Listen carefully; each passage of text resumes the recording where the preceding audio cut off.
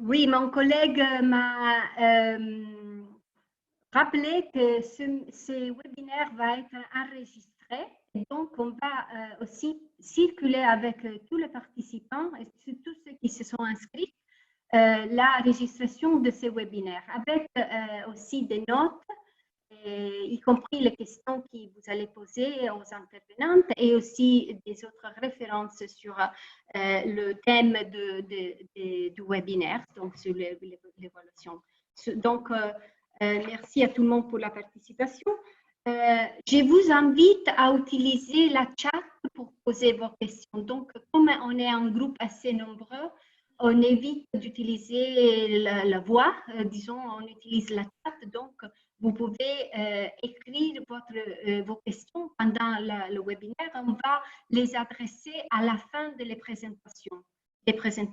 Donc, et si on n'a pas le temps de répondre à toutes les questions, pas de souci parce qu'on va circuler un rapport avec les questions posées et les réponses à tout le monde. Donc, je vais maintenant laisser la parole aux intervenantes. On a aujourd'hui avec nous Rachel Souvinet-Bédouin. Elle est fonctionnaire principale d'évaluation auprès du bureau de l'évaluation de la FAO. Et Megan Kennedy-Kwan, elle est secrétaire générale du réseau EvalNet. Et elle nous présentera les critères. Elle a été en partie, disons, active dans la révision des critères. Donc, je laisse la parole à Rachel maintenant et puis je reprends plus tard. Merci. Merci Renata. Bonjour et bienvenue à toutes et à tous ceux sur notre réseau EvalForward. J'imagine que, comme moi, la plupart d'entre vous êtes confinés à la maison et j'espère que vous et vos familles sont tous en bonne santé dans ce moment tragique et unique pour tous. Notre séminaire aujourd'hui donc porte sur les critères révisés d'évaluation et la réflexion qui a guidé cette révision. La révision des critères d'évaluation a été conduite par la Direction de la coopération pour le développement, CAD, de l'Organisation de coopération et de développement économique, donc l'OCDE, en particulier par son unité d'évaluation et le réseau EvalNet, que vous connaissez peut-être comme étant un organisme subsidiaire du comité, qui est chargé d'apporter un appui à l'évaluation et à l'élaboration des politiques d'aide à partir des preuves. La révision de ces critères était en fait le résultat d'une très vaste consultation globale sur les critères eux-mêmes et la façon dont ils ont été utilisés. Alors aujourd'hui, comme intervenante, nous avons Megan Kennedy-Kwan, que j'ai le plaisir d'accueillir sur EvalForward. Elle va nous expliquer donc, et nous présenter donc, la révision des critères et les principaux changements. Laissez-moi vous dire quelques mots sur Megan. Elle est donc responsable de l'unité d'évaluation à la DAC de l'OCDE et elle est surtout secrétaire générale du réseau EvalNet. Elle a une formation universitaire en économie. Elle a fait également des études sur la paix, sur l'administration publique, avec un intérêt particulier sur toutes les questions liées à l'enfance et à la jeunesse. Elle a aussi une grande expertise sur l'utilisation des preuves dans l'élaboration des politiques publiques, notamment celles qui visent à réduire la pauvreté et à l'amélioration et à soutenir la justice sociale. Mais donc, Megan a rejoint donc le CAD vers la fin de ce processus de consultation en début 2019 et donc a vraiment dirigé toute la finalisation, l'adoption et la publication de ces nouveaux critères. Elle est donc très bien placée pour nous parler aujourd'hui de ces critères et toute la réflexion qu'il y a eu derrière ceci. Mais si vous me permettez, avant de lui parler, j'aimerais dire quelques remarques sur les critères d'évaluation. Comme peut-être vous vous en souvenez, ou vous savez déjà, en 1991, le cadre de l'OCDE a développé des directives et des principes de bonne gouvernance de l'aide au développement, dans lesquels il y avait vraiment une place importante qui était faite à l'évaluation. Et c'est dans ce cadre-là que les critères ont été définis comme principe pour l'évaluation de l'aide au développement. Ils ont été ensuite définis plus précisément dans ce fameux glossaire que je pense, comme moi, vous avez utilisé à un moment donné et qui a été publié en 2002. Alors, au départ, donc, ces critères étaient vraiment destinés à cadrer les évaluations de projets et de programmes de développement financés par les donateurs. Donc, un outil pour la prise de décision des donateurs sur leurs projets et leurs programmes d'aide au développement. Comme vous le savez, ces critères sont devenus vraiment le cadre de référence pour les évaluations en général, et avec les principes, standards et normes pour l'évaluation, comme ceux notamment qui ont été développés par le groupe d'évaluation des Nations Unies, l'UNEG, ils ont permis de définir, normaliser et d'apporter de la rigueur et donc d'améliorer la qualité des évaluations. Et en retour, l'amélioration de la qualité des évaluations a permis une meilleure utilisation des évaluations par les différentes parties prenantes, et en particulier les donateurs, et a eu une contribution à l'amélioration de l'aide au développement. Ces critères ont donc été très largement utilisés, même au-delà de l'aide au développement, dans le domaine d'évaluation des politiques publiques ou de l'aide humanitaire. Les critères ont permis également de développer l'évaluation comme une discipline à part entière, reconnue, et de former de nombreux évaluateurs. Donc, ces critères ont vraiment joué un rôle central dans l'évolution de la profession, de la discipline et de la pratique de l'évaluation. Maintenant, il est aussi reconnu que leur utilisation a été parfois un peu trop mécanique, souvent utilisés systématiquement tous, sans vraiment prendre en compte ou suffisamment prendre en compte le contexte de l'évaluation et surtout la finalité de l'évaluation. Pourquoi fait-on cette évaluation? Bon, ils ont été sujets à beaucoup de critiques, il y a eu beaucoup de littérature sur ces critères. Notamment une des critiques étant que ces critères laissaient peu de place à l'innovation dans les processus d'évaluation. Mais ils ont été aussi l'objet d'adaptations dans certains domaines, comme dans l'aide humanitaire. En 2006, le réseau ALNAP, que vous connaissez sûrement et qui regroupe des évaluateurs de l'aide humanitaire et des décideurs politiques, a publié des directives basées sur ces critères, mais en les interprétant dans le contexte humanitaire, donc en y ajoutant vraiment les principes de l'aide humanitaire et d'autres critères, notamment celui de cohérence, dont vous entendrez parler dans un instant par Vengan. Alors, pourquoi réviser ces critères?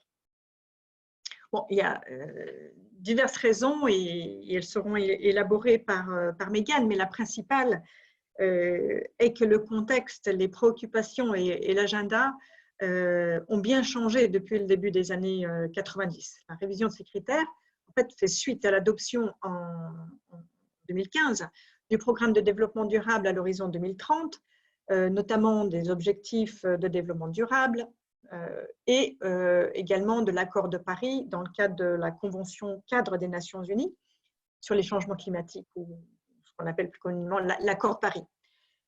Donc, comme vous le savez, ces programmes, ces grands agendas ont mis en exergue la complexité croissante de nos sociétés et la nature, leur interdépendance aussi, et la nature intégrée des processus de développement.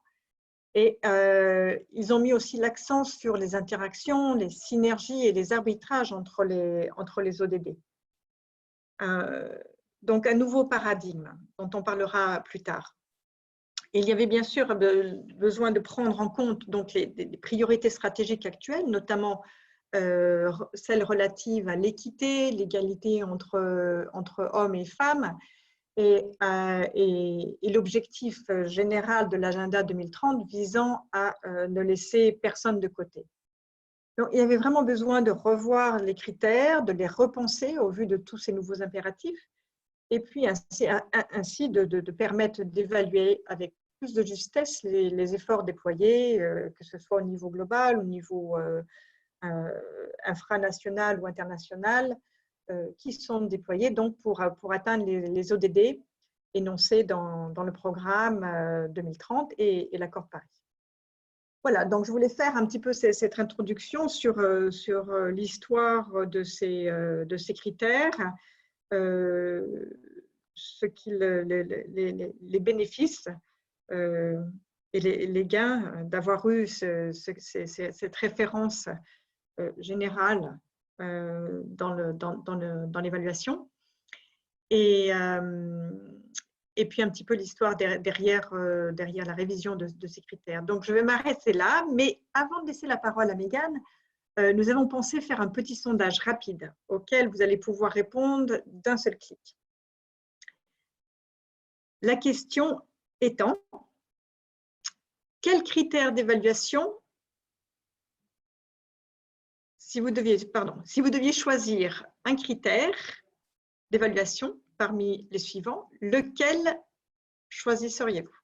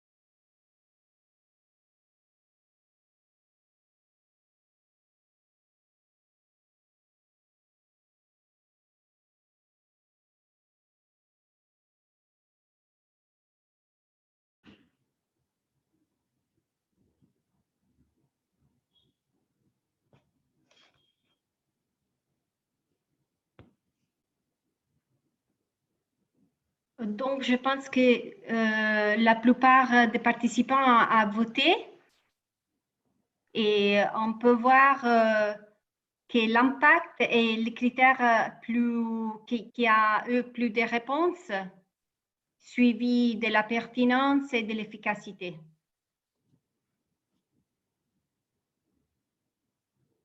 Merci d'avoir voté.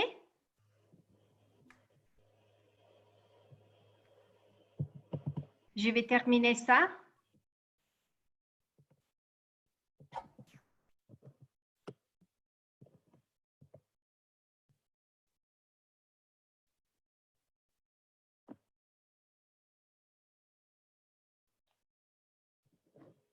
Je laisse maintenant la parole à Mégane pour nous introduire aux critères révisés. D'accord, merci beaucoup Rachel. Merci à vous tous pour être avec nous cet après-midi ou ce matin pour vous.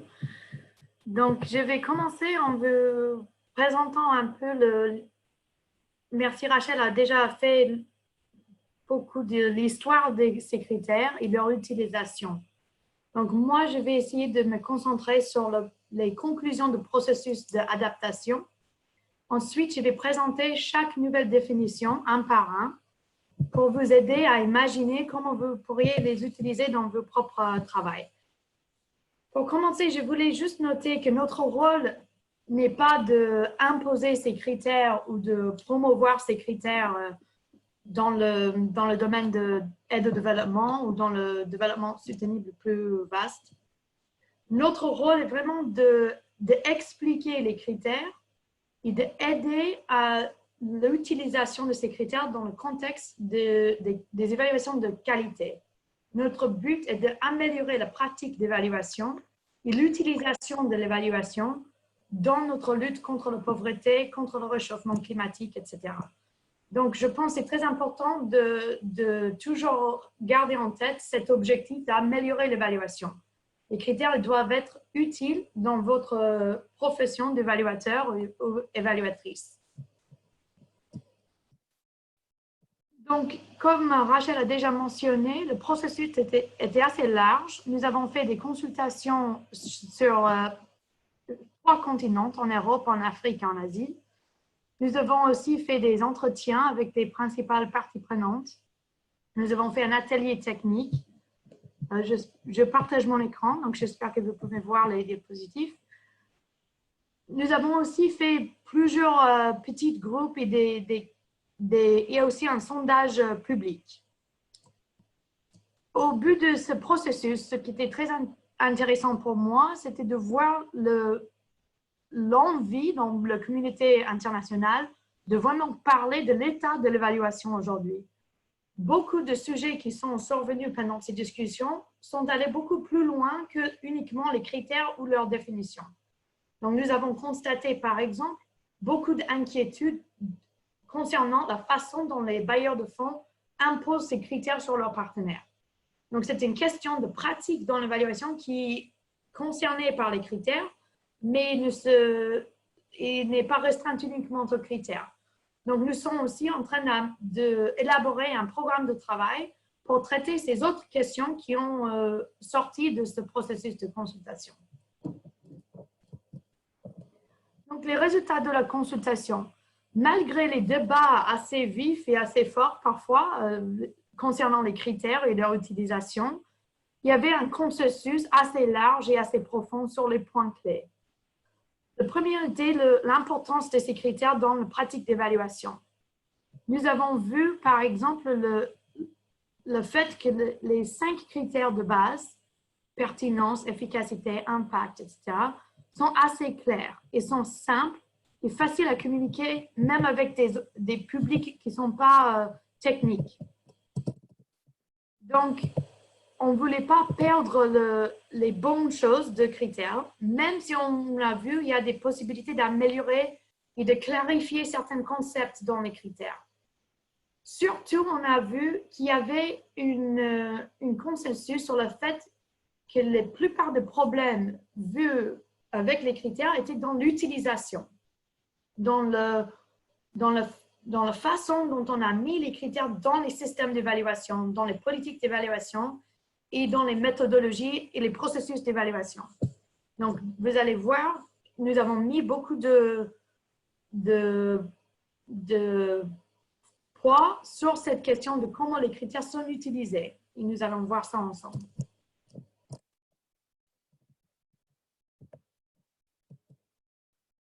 Donc, nous avons changé les 5 critères de base avec des nouvelles définitions qui sont améliorées. Je vais souligner les différences avec les anciennes définitions. Mais il faut dire que nous n'avons pas complètement révolutionné les critères. Les concepts de base, ils sont restés depuis parce que nous avons vu que ces concepts de base, impact, pertinence, ils sont toujours très utiles. Donc, nous n'avons pas complètement changé les définitions, mais nous les avons améliorées. Nous avons essayé de garder un petit nombre de critères. À un certain moment dans le processus d'amélioration, nous avons rajouté plusieurs dimensions dans chaque définition pour essayer d'améliorer. Et nous avons vu que c'est devenu comme un sapin de Noël avec trop de choses et c'était devenu trop complexe. Et finalement, nous avons resté sur des critères qui sont plutôt simples, avec 6 critères uniquement. Nous trouvons que les nouveaux critères, les nouvelles définitions vont aider à améliorer l'analyse de l'égalité des sexes et l'impératif de ne laisser personne derrière. Dans le contexte, comme Rachel a bien expliqué, de l'agenda 2030. Néanmoins, nous trouvons qu'il y a aussi beaucoup de travail à faire pour améliorer l'analyse dans les évaluations concernant ces questions d'égalité. Et nous n'avons pas résolu tous ces problèmes avec les changements dans les critères. Donc, c'est une question que nous devrions continuer à travailler. Nous avons rajouté un critère, c'est le critère de cohérence. Et je vais essayer de vous expliquer pourquoi nous avons rajouté cohérence, pour capturer un élément qui n'était pas dans les critères au début, et pour vous donner quelques exemples pour aider à comprendre cette nouvelle critère. Donc, avant de me lancer dans les définitions, je vais vous donner deux petits mots sur les vocabulaires. Donc,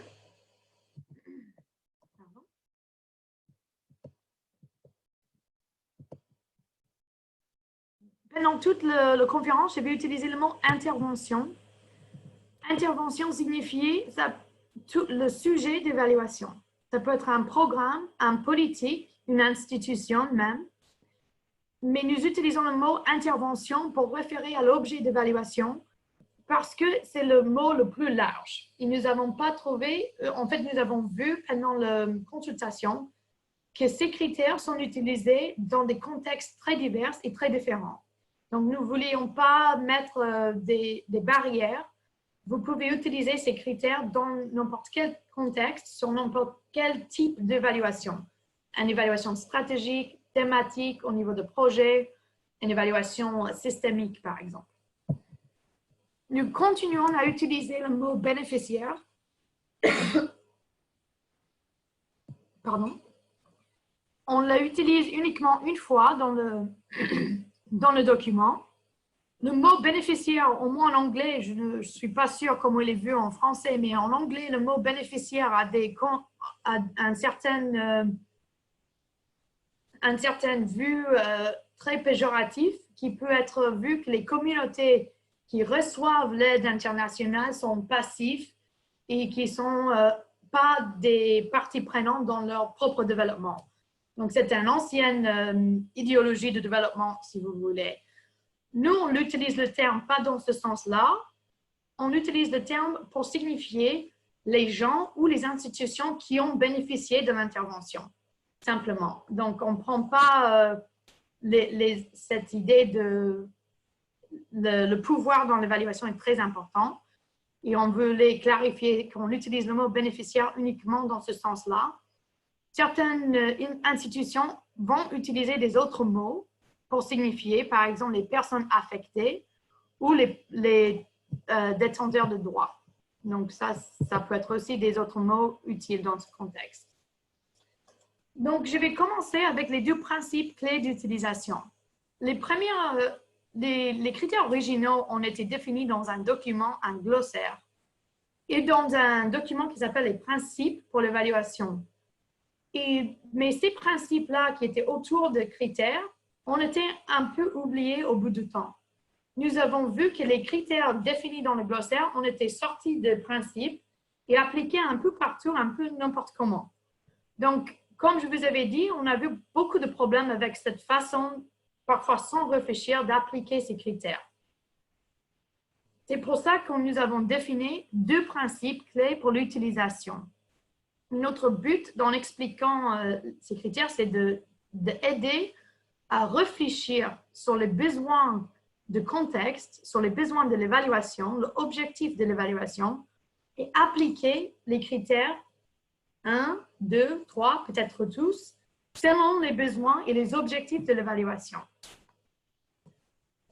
On sait que les critères ont un rôle normatif, c'est-à-dire on veut que chaque projet ou chaque stratégie qu'on va promouvoir est pertinente, est efficace, a un impact positif, etc.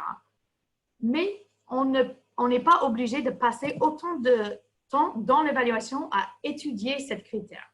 Donc, on peut avoir une façon de choisir entre les critères et d'approfondir sur les critères qui sont les plus importants pour une évaluation. Donc, le rôle des critères. Les critères concernent les questions que nous devrions poser sur l'intervention. Chaque critère nous donne une facette différente une perspective différente sur l'intervention, le processus de son mise en œuvre et ses résultats. On regarde l'intervention à travers ces 6 perspectives différentes et ça nous donne ensemble une image plus complète et plus riche pour comprendre l'intervention dans son contexte. Donc, je vais passer maintenant dans l'explication des définitions. Je ne vais pas lire chaque définition complète parce que déjà le français va peut-être vous allez souffrir avec mon accent, mais aussi parce qu'ils sont assez longs. Dans les documents que Ola a partagés avec vous, vous pouvez lire beaucoup plus sur chaque critère et sur les changements que nous avons faits et les raisons derrière chaque changement. Pour vous aider, j'aimerais faire un petit exercice avant de commencer. J'aimerais que chacun d'entre vous va réfléchir sur une intervention dans votre travail. Un projet, ça peut être un politique, ou ça peut être un programme que vous allez peut-être être évalué. Donc, moi, j'ai choisi la photo ici sur un projet de l'Union européenne au Corne de l'Afrique sur la résilience face aux crises alimentaires.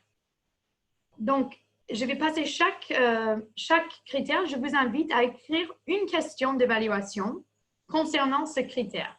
Après, ça, c'est uniquement pour vous aider à réfléchir sur chaque critère et les appliquer à votre travail. Mais si vous voulez, vous pouvez aussi partager votre question d'évaluation dans le chat. Donc, pertinence. L'intervention répond-elle au bon problème? La pertinence est souvent vue comme un critère gratuit. Il est trop facile d'être considéré comme pertinent. Donc, notre but était d'améliorer l'analyse de pertinence. Nous avons vu aussi que les évaluations ont une tendance à mettre trop de concentration sur la pertinence envers les bailleurs de fonds et les gouvernements.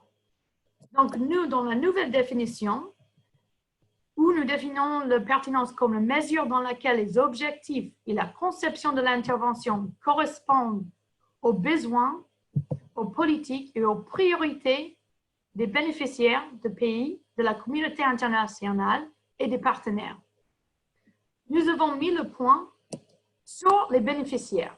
Nous avons vu que c'est très important de mettre les bénéficiaires en premier et au centre de notre travail d'analyse de pertinence. Nous avons aussi rajouté priorité. Dans l'ancienne définition, les bénéficiaires ils étaient mentionnés uniquement dans leurs besoins. Mais nous savions que les bénéficiaires ont aussi des priorités. Certains besoins sont plus importants que des autres. Nous avons rajouté aussi une dimension de temps. On a vu que souvent, la pertinence était étudiée au début d'un projet pour voir est-ce qu'il correspond aux priorités du gouvernement et des bailleurs de fonds qui sont formellement décrits dans des documents, comme des politiques. Mais si le contexte change, la pertinence, elle peut changer aussi pour le mieux ou pour le pire. Donc, nous avons mis la question de temps et d'encourager les évaluateurs de réanalyser la pertinence si le contexte évolue ou change dans un sens important. J'aimerais aussi souligner que nous avons encouragé les évaluateurs à examiner les différences entre les priorités ou les besoins différents. Il ne faut pas être naïf, nous savions qu'il y a souvent des conflits entre différents groupes de bénéficiaires ou entre certains groupes et le gouvernement, par exemple, sur les questions de priorité. Donc, les évaluateurs doivent se concentrer sur ces questions de priorité et des besoins et d'analyser les différences entre les groupes sociaux, par exemple les hommes et les femmes.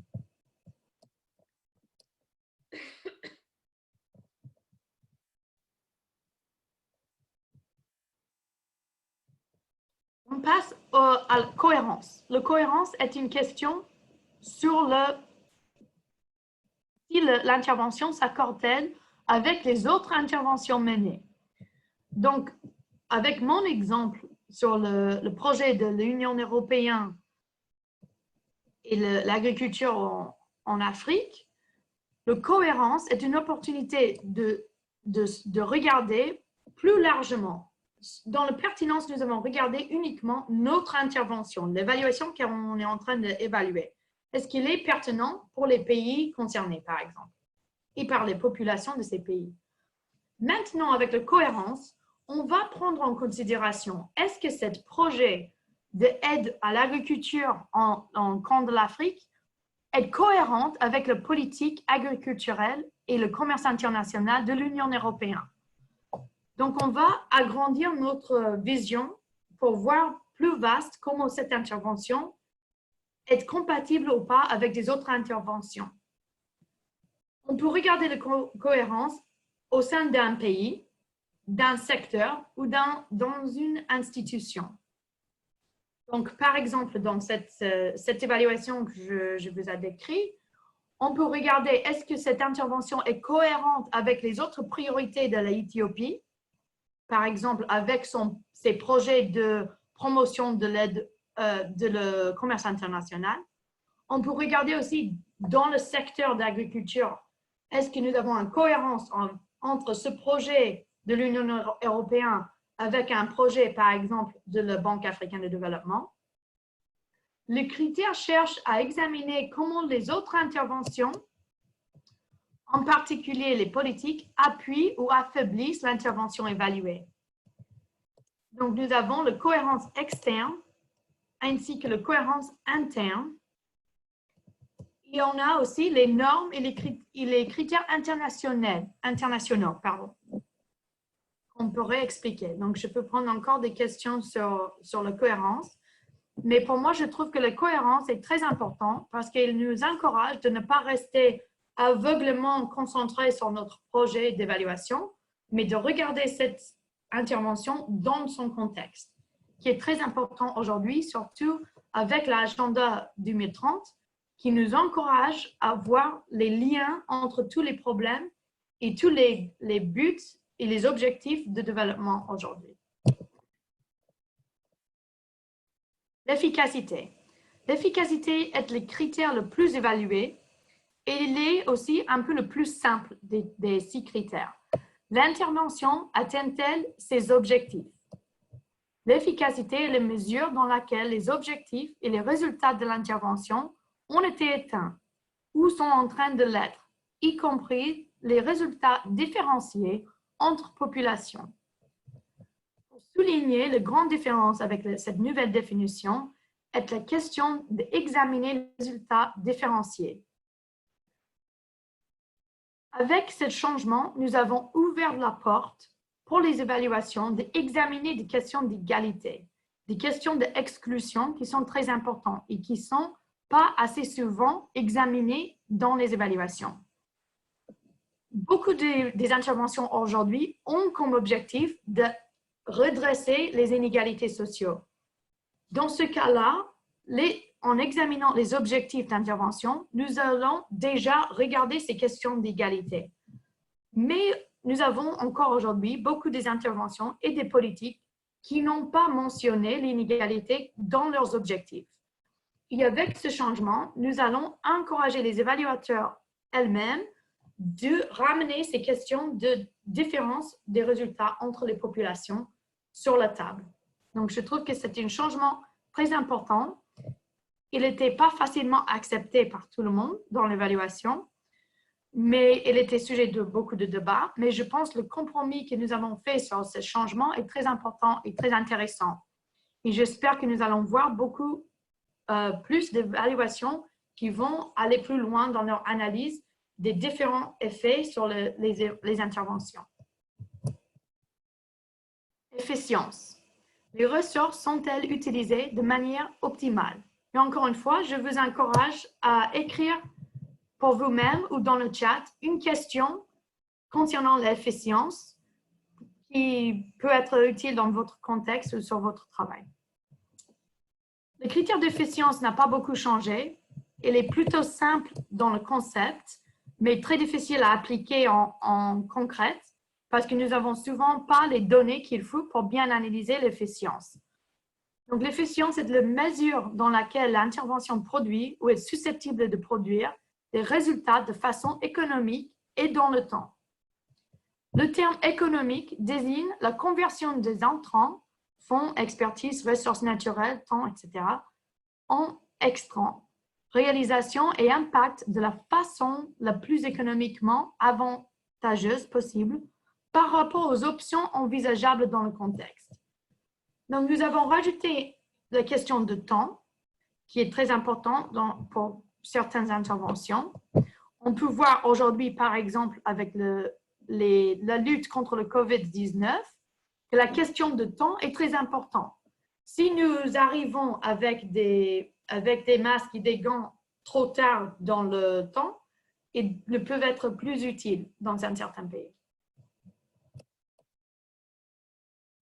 Nous avons aussi parlé les différences envisageables dans le contexte. Oups, pardon.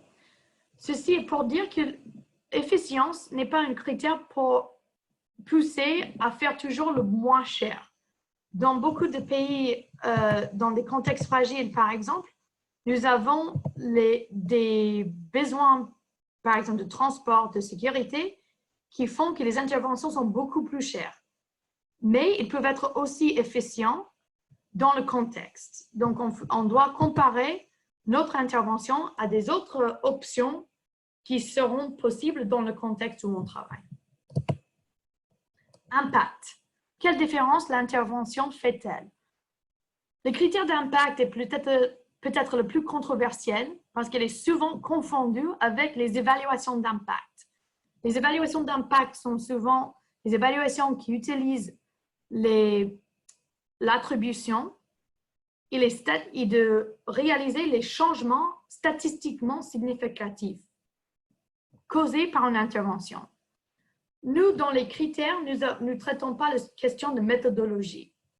Donc, ces critères nous donnent les questions à poser, mais ils ne nous donnent pas la façon dont on doit répondre à ces questions, qui sont des questions de méthodologie et de processus. Donc, l'impact, on a précisé l'impact, cette vision très restreinte d'impact ne correspond pas à l'utilisation de mots pour la plupart de la communauté internationale d'évaluation, ni pour les gens, les politiciens et les gens normaux, entre guillemets. L'impact est vraiment, est-ce qu'on fait les choses qui sont importantes? Et nous avons changé la définition pour mieux clarifier cette question. Nous ne parlons pas uniquement de l'attribution.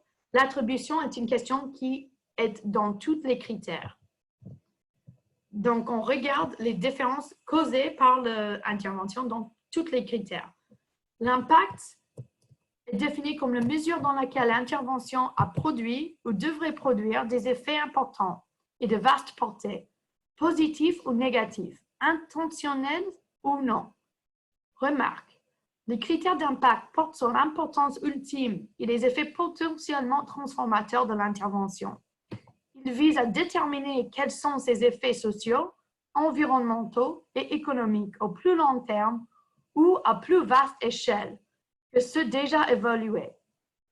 Donc, au titre de critères d'efficacité. Donc, retournons à mon exemple sur le projet de l'Union africaine, de l'Union européenne en Afrique, qui a aidé à améliorer la sécurité alimentaire face aux crises alimentaires. Donc, si nous avons, dans les critères d'efficacité, regardé les objectifs, ils étaient atteints, mais est-ce que, quand on regarde l'impact sur la vie des gens, est-ce qu'il vraiment il était important vu l'échelle des problèmes auxquels on est confronté? Donc, le critère d'impact, je reconnais, il est assez difficile à évaluer. Souvent, les évaluations vont sauter l'impact, mais je pense que nous avons, comme évaluateurs, une responsabilité à mettre l'impact plus au centre de nos analyses. Et j'espère qu'avec cette nouvelle définition, on va ressortir l'impact et d'améliorer ces questions parce que nous avons vu trop souvent beaucoup d'évaluations qui vont voir que toutes les interventions sont très bien, qui ont atteint leurs objectifs, mais les problèmes persistent. Donc, c'est un problème de comptabilité que nous devrions s'attaquer. La dernière définition, et je m'excuse, je sais que c'est un peu long, c'est beaucoup d'informations. sur la durabilité. Les bénéfices seront-ils durables? Donc, la durabilité, le concept n'a pas changé, mais nous avons rajouté quelques nuances pour éclaircir que la durabilité a plusieurs phases. C'est la mesure selon laquelle les bénéfices nets de l'intervention perdureront ou sont susceptibles de perdurer. Donc, ce qui est important, c'est que nous regardons les effets de l'intervention. La durabilité n'est pas une question est-ce que l'intervention elle-même va continuer, mais plutôt sur ses effets. Donc, je vais m'arrêter là. Merci beaucoup et j'espère que vous avez trouvé ça utile et je attends vos questions avec impatience. Merci.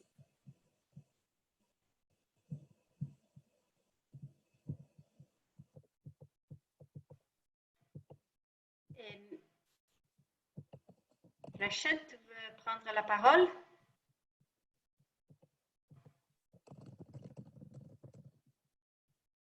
Ok. Pardon, attendez. Voilà, excusez-moi.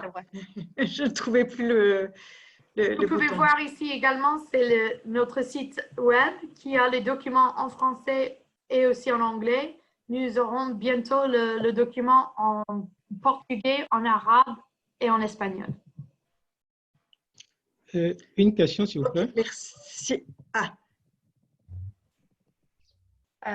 Peut-on conclure sur la présentation et ensuite on passera à la session questions-réponses? Oui. Oui. Est-ce que vous êtes d'accord? Oui. Oui, oui. Donc, voilà, je voulais juste dire très rapidement quelques mots en conclusion de cette présentation. D'abord, merci Mégane pour cette présentation qui est très claire. Je crois que bon, il est assez juste de dire que les critères d'évaluation restent en gros les mêmes et qu'il ne s'agit pas là d'une révolution de l'évaluation, mais il s'agit d'une redéfinition plus fine, et ça c'est très important.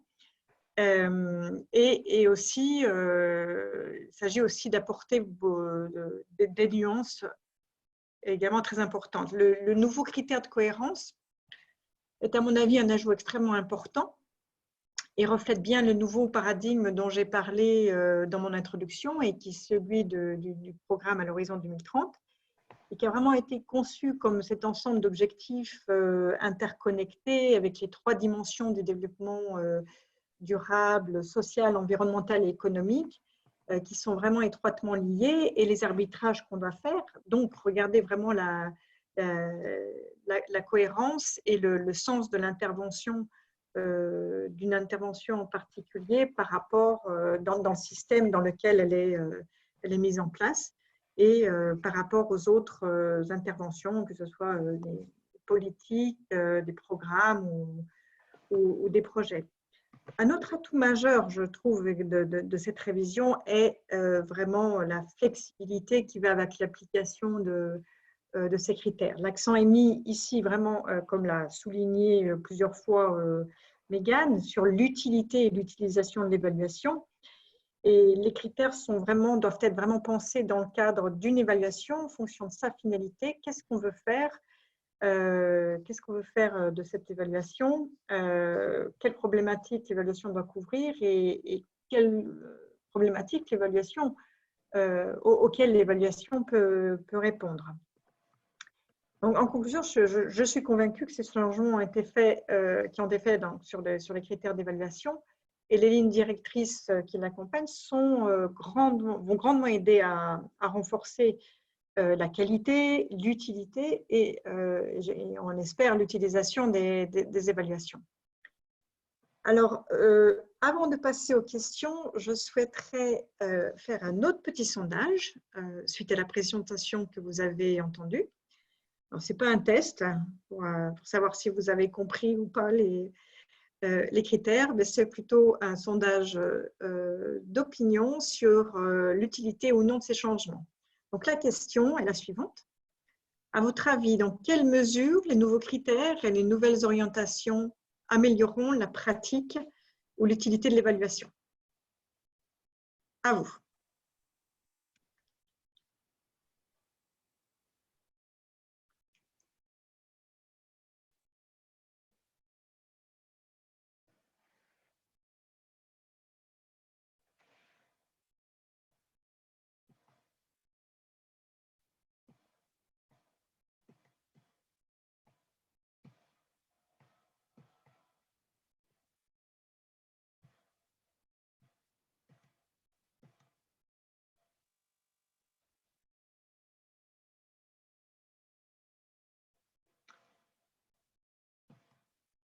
OK.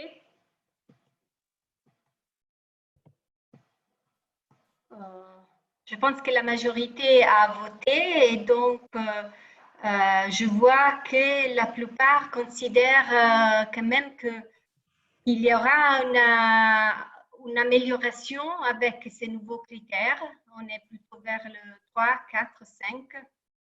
Et grâce à la révision des critères qui a été présentés par Megan. Et donc, on est satisfait de ça. Je passe donc maintenant aux questions. Il y a eu vraiment beaucoup de questions. Comme j'ai dit au début, nous allons prendre note de toutes les questions, même si on n'aura pas le temps de répondre à toutes les questions. Et on partagera avec les participants soit la registration du webinaire, mais aussi les questions qui ont été posées qu'on n'a pas le temps de répondre. Donc, je commence peut-être en lisant la chat à poser quelques questions. Il y a une question de François Bourronneau qui dit « Ne pensez pas qu'il existe encore un besoin de clarification entre pertinence et cohérence, notamment l'alignement des objectifs du projet aux politiques sectorielles. Si dans l'élaboration d'une politique sectorielle, on applique un processus rigoureux de consultation et d'analyse de besoins, faut-il prendre ces résultats en compte dans la pertinence ou dans la cohérence? » Je ne sais pas si c'est clair. Megan, tu… Oui. Oui, merci François pour la question. François, pardon. Oui, donc la question, est-ce que l'intervention correspond aux politiques sectorielles, sera dans pertinence. Et nous espérons que dans l'analyse de pertinence, on peut aussi aller un peu plus loin dans l'analyse de pertinence pour voir est-ce que cette politique sectorielle était bien élaborée pour tous les groupes dans nos sociétés. On espère que oui. Si on a bien fait le travail d'aider l'élaboration de politiques sectorielles, on va voir qu'ils correspondent bien aux besoins du pays, aux besoins des groupes sociaux, aux hommes, femmes, etc.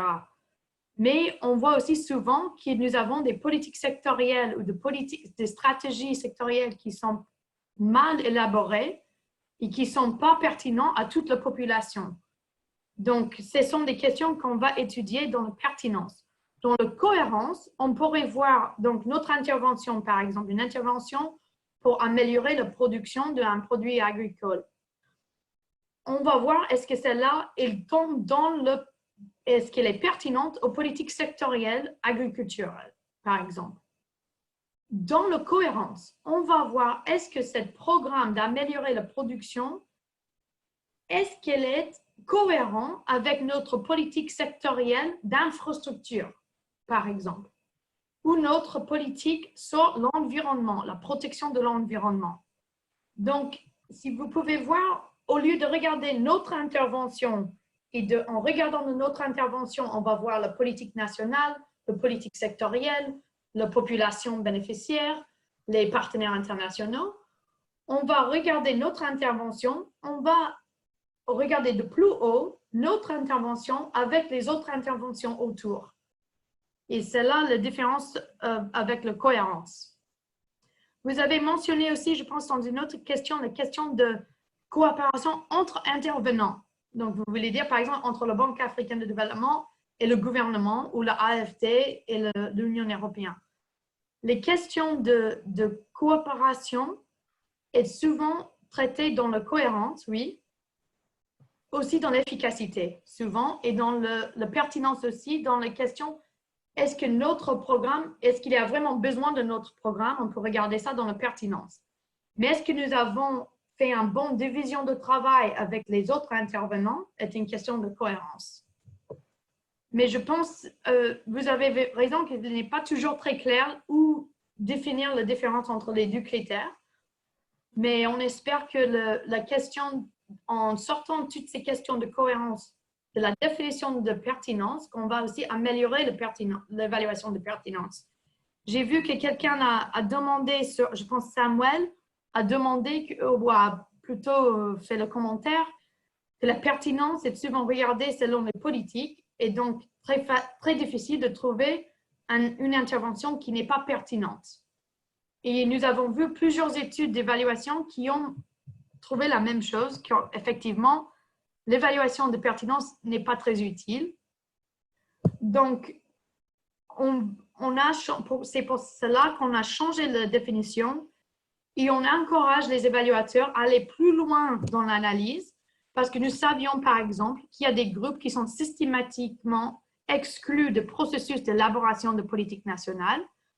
Et si on regarde uniquement la pertinence de le point de vue du gouvernement, il peut être exclu les besoins et les priorités de ces autres groupes.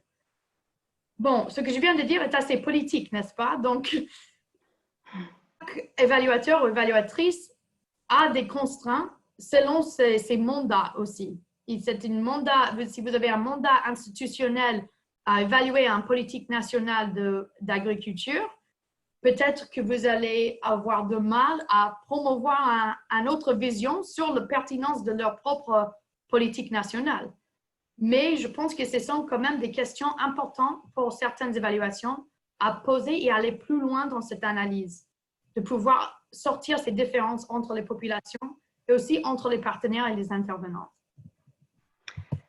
Il y avait aussi, à propos des cohérences, une autre question qui a été posée par Karine Bouisset avant.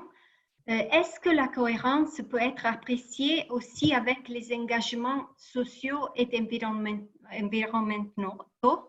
Il me semble aussi intéressant d'étudier la cohérence au regard de l'ensemble des réponses existantes ou à venir touchant les bénéficiaires. Oui, Rachel, vous voulez? Oui, non, enfin, je pense que exactement, c'est un petit peu ce que vous avez expliqué. Quand on regarde la cohérence, on sort d'une perspective juste sectorielle et de l'intervention pour regarder le système dans lequel se place l'intervention. Et donc, effectivement, je pense que, et c'est le gros atout de ce critère, c'est de nous forcer à regarder justement les synergies, mais aussi les arbitrages qu'il y a à faire et entre les différents objectifs sociaux, économiques, environnementaux. Je prends aussi une autre question qui a été posée un peu plus tôt, de Noroutal, sur la pertinence. Qu'en est-il de l'absence d'analyse de l'économie politique, de la pertinence? Je ne sais pas si tu, Rachel ou Megan, peuvent répondre brièvement. Non, je n'ai pas entendu la question. Ah, excusez-moi. La question est sur la pertinence. Qu'en est-il de l'absence de l'analyse de l'économie politique?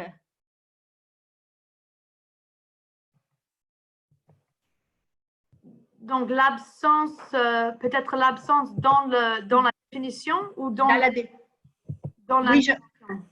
je crois dans la définition. D'accord. Donc, la cohérence ne touche pas la politique économique, qui est plutôt une question de pertinence. De pertinence, oui. Excuse-moi, Megan, c'est la pertinence. La pertinence. Oui.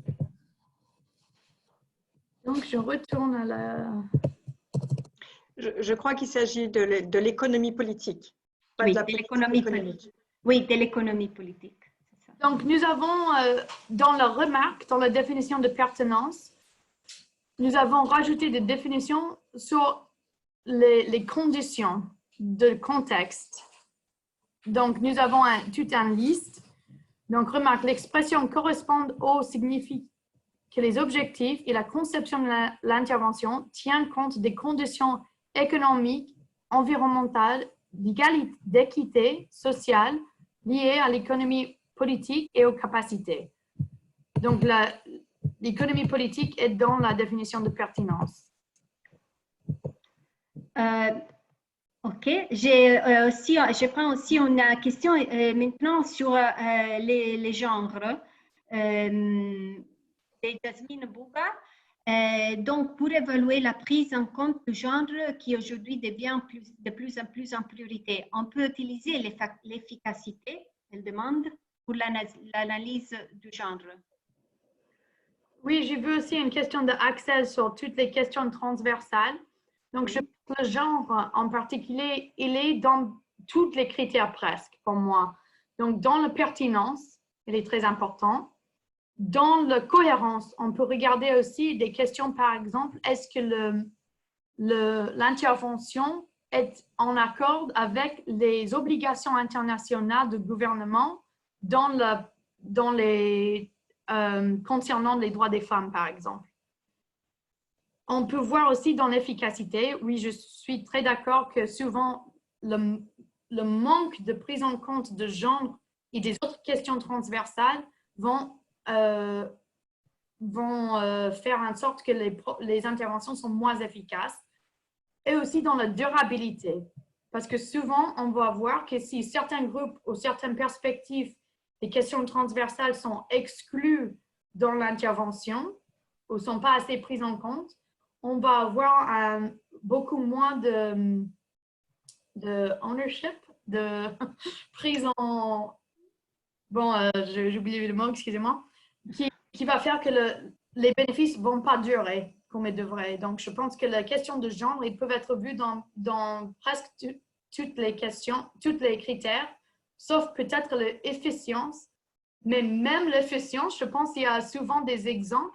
On peut voir, par exemple, un programme qui vise d'améliorer la production d'un certain produit. Par exemple, si on vise les hommes et ce sont vraiment les femmes qui sont les fermiers qui cultivent ce produit, on peut voir un projet qui gaspille beaucoup de temps et d'argent parce que nous avons mal pris en compte les dynamiques dans les foyers, par exemple. Je pense, pour moi, si on réfléchit assez, on peut voir ces questions transversales dans tous les 6 critères. Ok, j'ai groupé un peu des questions sur les critères de l'impact. Et il y en a quelques-unes, distinguer, je vais les lire, distinguer bout, effet et impact. Puis, est-ce que la présentatrice pourrait revenir sur la définition d'impact? Et une autre qui demande si les critères d'impact est-il mesurable? Donc, peut-être un peu de clarification sur l'impact. Oui, donc je vais repartager mon écran.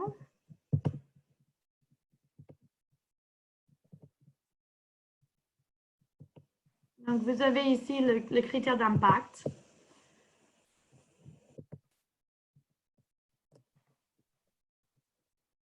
Nous avons souligné quelques points essentiels. Donc, la question, est-ce que l'impact est mesurable? Je pense que oui. Je pense que tous les critères sont mesurables, mais nous n'avons pas toujours les données ou les méthodologies qu'il nous faut pour avoir une analyse très approfondie et d'attribuer les impacts. Surtout pour l'impact où nous regardons des changements plus vastes, où notre intervention peut être uniquement une contributeur au changement plus large ou plus long terme. Donc, nous devrions dans ces cas-là utiliser des autres méthodologies pour comprendre les dynamiques systémiques et transformateurs dans le contexte. Je pense trop souvent les évaluations sont très concentrées sur le projet elle-même et l'intervention elle-même. Ils ne regardent pas que en fait, cette intervention n'est qu'un seul contributeur à des changements plus vastes. Donc, je pense que l'impact, ils peuvent être utilisés pratiques dans les évaluations pratiques, mais il faut avoir des autres approches méthodologiques. La même chose, en fait, nous avons beaucoup de débats sur l'efficience, où souvent nous avons souligné, les évaluations ont dit qu'il n'y a pas assez de données pour comparer l'intervention à des autres interventions et donc pour évaluer l'efficience. Mais nous avons en fait, on a décidé, on ne doit pas être restreint par le manque de données ou le manque de méthodologie dans la définition des critères. Parce que les critères, ils sont là pour nous aider à poser les bonnes questions. Si on ne pose pas les bonnes questions, si on ne commence pas avec les bonnes questions, nos évaluations risquent d'être pas utiles. Ils peuvent être aussi une perte de ressources. Donc, je pense que c'est très important de commencer avec les bonnes questions, même si on pense que ça va être très difficile à réaliser de trouver des bonnes réponses à ces questions. Et c'est intéressant aussi dans le débat, j'ai quelques personnes qui m'ont dit la nouvelle définition d'impact, elle est trop difficile. Et des autres gens qui ont dit, avec votre nouvelle définition, vous avez fait trop facile l'impact. Donc, c'est intéressant de voir les différentes interprétations. Merci, Megan. Il y a encore un peu de questions. Je prends seulement disons, il est déjà 4 heures, donc il faut arriver à la clôture du webinaire. Mais je veux prendre cette question que je pense que c'est significatif sur j'attire les phares d'Abdul sur que d'autres contextes peuvent valoriser d'autres critères comme l'équité, la participation, l'appropriation. Je crois que peut-être avec cette question, on peut terminer pour le moment et puis faire la suite à d'autres questions qui ont été sans réponse par email dans les rapports. Oui, Abdul, effectivement, je pense que chaque institution va maintenant passer dans une phase de mise en œuvre de ces nouvelles définitions qui va inclure aussi peut-être la définition des autres critères, mais aussi de préciser, par exemple, dans la cohérence, quelles sont les priorités pour cette institution. Par exemple, pour la FAO, je pense que la cohérence, ils peuvent être extrêmement vastes et peut-être on va plutôt concentré, on va dire par exemple pour la FAO, nous sommes plus intéressés à voir est-ce que cette intervention est cohérente avec les interventions de WFP et ne pas regarder par exemple toutes les interventions de tous les intervenants. Donc je pense que ça va être une phase de précision qui va donner dans chaque institution ou chaque participant, aussi pour les gouvernements, soit de préciser des autres critères, effectivement, ou de rajouter plus des instructions pour leurs évaluateurs, pour clarifier ces questions-là. C'est la même chose pour l'impact, je pense. Il a besoin peut-être d'un peu plus de précision pour être mis en œuvre dans le contexte de chaque évaluation. Ok, merci. Je vois qu'il y a aussi d'autres questions, mais le temps est terminé depuis quelques minutes déjà. Je voulais juste proposer à nos participants un petit pôle encore, un petit sondage de satisfaction. Mais je voudrais aussi dire que toute suggestion, ce webinaire a été le premier webinaire qu'on a fait en français sur Eval Forward et donc dans les réseaux. Et je voudrais remercier beaucoup Megan et ses collègues, et aussi Rachel et les collègues de la FAO. Il y a eu une énorme participation parce qu'on a eu 100 personnes et j'ai vu que des personnes sont arrivées un peu tard aussi dans le webinaire aussi parce qu'on a eu des problèmes techniques, mais il y a eu beaucoup d'intérêt, donc ça c'est bien et nous allons faire la suite avec tous ceux qui se sont enregistrés au webinaire et donc vous envoyez l'enregistration et les notes du webinaire. Je voudrais seulement lancer ces derniers sondages qui est un questionnaire de satisfaction pour vous demander si vous avez trouvé le webinaire utile, mais comme je disais aussi de partager avec nous, soit avec moi par email, ou soit sur la chat maintenant, toutes les suggestions pour un prochain webinaire ou sur ce que vous voudrez savoir en plus sur les critères, parce que ces critères ont été renouvelés Et donc, il est important de bien les comprendre, de comprendre comment les appliquer. Aussi, comme Megan a dit, il y aura des lignes des guidelines qui seraient préparées. Et donc, vos feedbacks, oui, sera très important. Je ne sais pas si j'ai lancé, si vous arrivez à participer. Je vais relancer. OK, je vais relancer ça.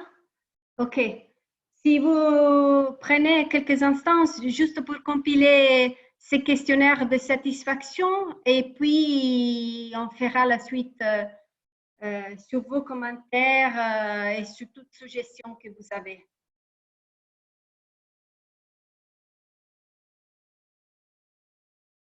Merci. Renata, si je peux me permettre juste de rajouter, je trouve qu'effectivement, il y avait énormément de questions et de commentaires très, très intéressants.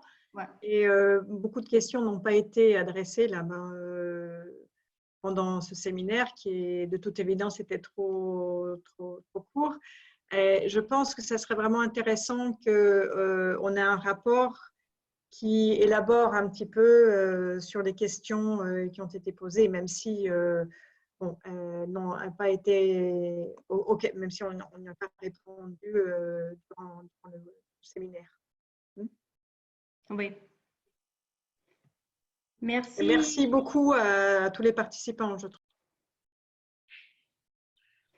OK, merci aussi d'avoir participé à ces derniers sondages.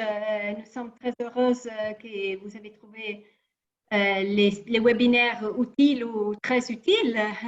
Merci beaucoup et à la prochaine fois. Merci beaucoup. Merci à vous. Merci à vous. Portez-vous bien. Merci pour les questions. Merci. Au revoir. Au revoir. Merci, au revoir. Merci, Et au bravo. revoir. Au Merci revoir. infiniment, c'est revoir. vraiment été. Merci. Portez-vous bien tous. Salut les Merci. collègues. Merci. Salut collègues. Monsieur Guénolet. Oui, Rachid. Rachid. Oui. Rachid. Rachid Abdelaziz. Ah, c'est Rachid de Rabat. Ça va, c'est Abdelaziz. Ah, Le patron de Mena. Rachid, Un c'est pas plaisir. Un plaisir d'avoir été avec vous. Hein. Oui, Salut Rachid. Rachid de la Mena. je vais terminer le webinaire. Merci. Ok, au revoir. La Au revoir. Merci.